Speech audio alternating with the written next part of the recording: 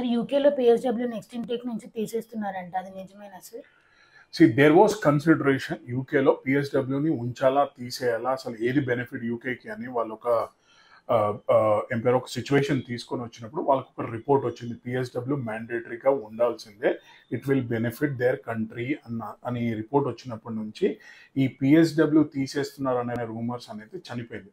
So students ఎవరైతే యూకేలో చదువుకుంటున్నారో, మంచి యూనివర్సిటీలో చదువుకుంటున్న వాళ్ళకి కంపల్సరీగా పిఎస్డబ్ల్యూ వస్తుంది. అయితే మీరు గమనించాల్సింది ఏంటి అని అంటే, పిచ్చి పిచ్చి డిప్లొమాస్ చదువుకున్న వాళ్ళకి పిఎస్డబ్ల్యూస్ ఉండవు.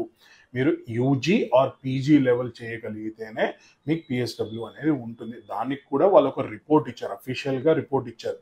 పొలిటికల్ ఇప్పుడు ఎలక్షన్స్ వస్తున్నాయి కనుక వాళ్ళు పిఎస్డబ్ల్యూని ఉంచాలా తీసేయాలా అనేది ఒక డౌట్ఫుల్గా ఈ థియరీని తీసుకొచ్చారు. ఆ థియరీ కూడా రాంగ్ అని యూనివర్సిటీస్ అన్నిటికీ ప్రూవ్ చేశారు. అఫీషియల్లీ గవర్నమెంట్ బ్యాక్లాష్ అయిపోయింది. సో పిఎస్డబ్ల్యూ అనేది గ్యారంటీగా యూజీ చదువుకున్న, పీజీ అంటే మాస్టర్స్ చదివిన యూకేలో మీకు పిఎస్డబ్ల్యూ గ్యారంటీగా ఉంటుంది. So do not worry about it.